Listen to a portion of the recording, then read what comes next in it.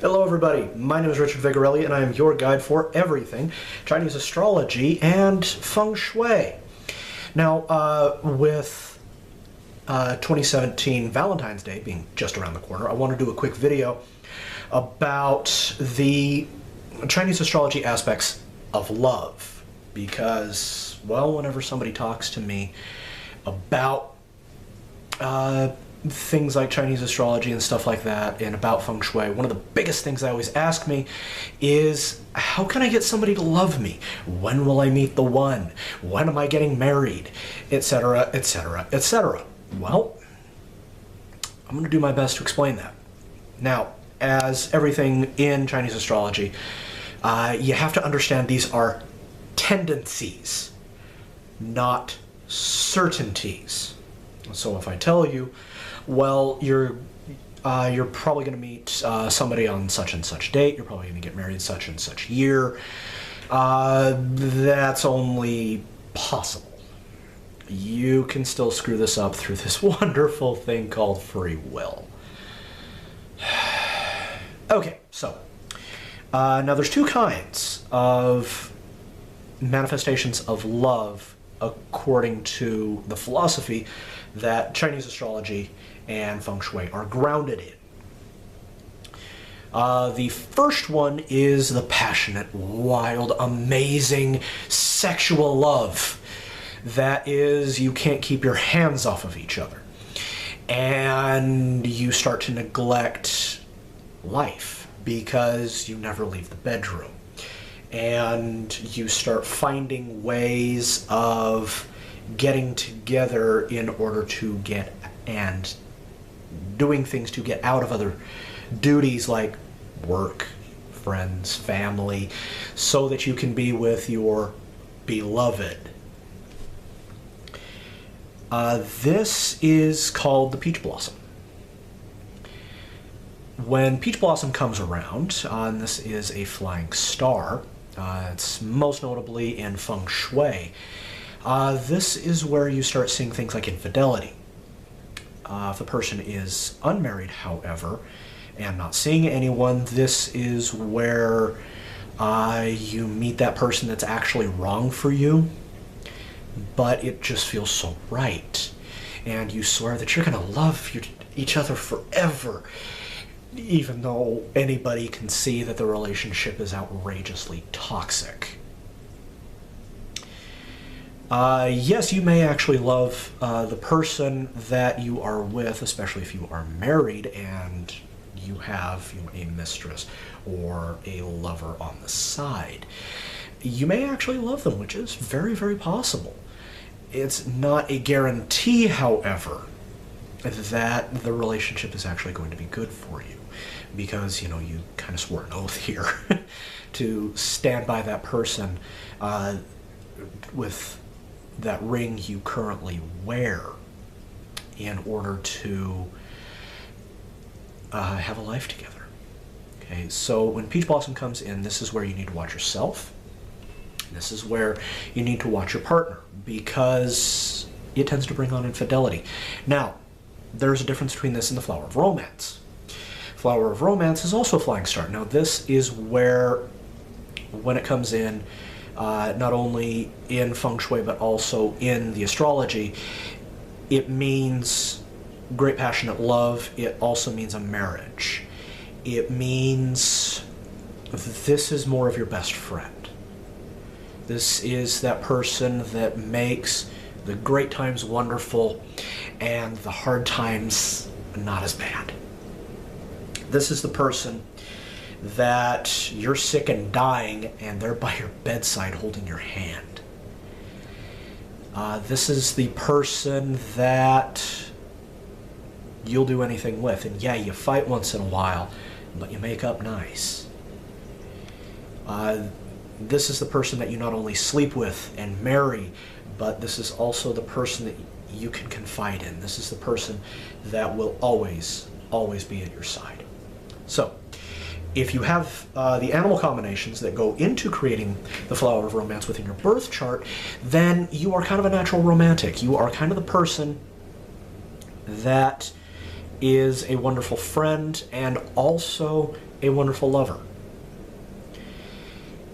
If you have the makings of it and the rest of the piece comes in at a time, that is when you will typically meet, fall in love with, and or marry such of an individual that would be this for you.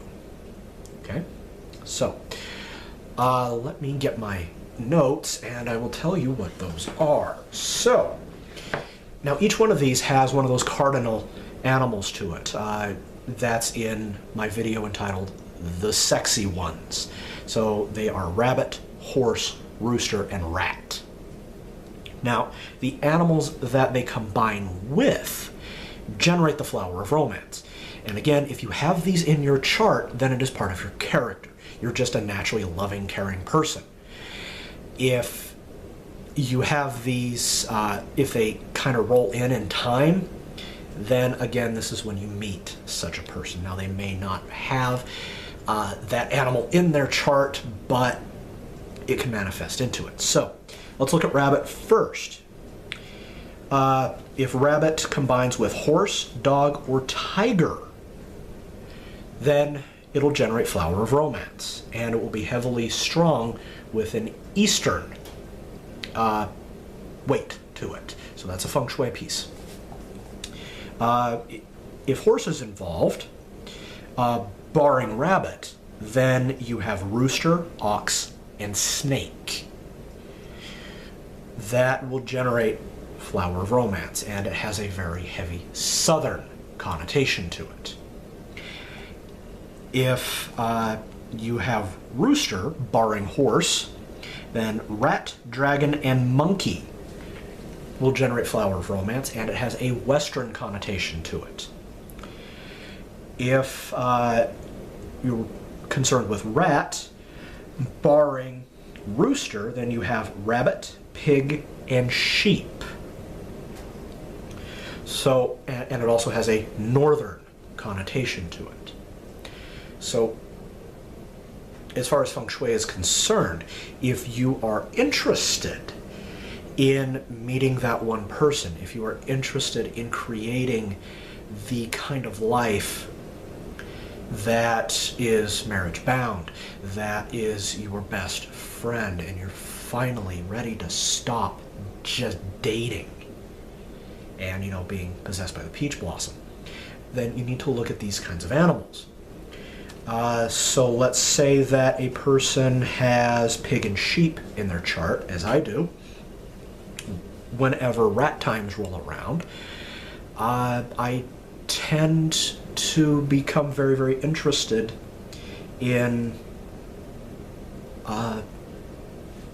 individuals that could potentially fulfill the possibility of, you know, a long-standing relationship.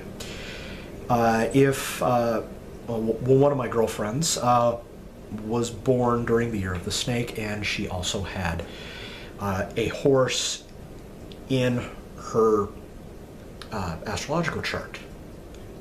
So she was a very, very loving individual. We didn't work out because of a couple of reasons. Okay. I also have dog in my chart, so whenever rabbit comes around, I tend to become very, very good friends with them. And there is also a little bit of sexual tension there. Now, we may or may not act upon it, but it's there. Okay? And that is because of the flower of romance combination. So, should you be concerned about these? Yes, you should.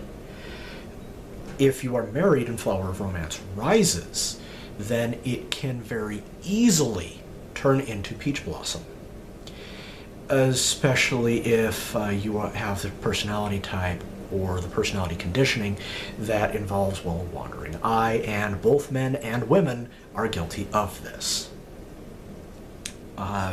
If you are more of the monogamous type and this comes up and you're already with someone, then it looks like you just got a very good friend, and you're going to have to speak it over with your significant other that don't worry, you ain't gonna cheat, everything is fine. Okay? So, if you have any questions about what things like this are, please feel free to leave a comment down below. Hit that big red subscribe button while you're down there. If you want to talk to me on a one-on-one basis privately, please feel free to visit my website at vigintmed.com. That stands for Vigorelli Integrated Medicine. And I'll be sure to get back to you as soon as I possibly can. So I'll be back later with something else. Until then, take care and stay healthy.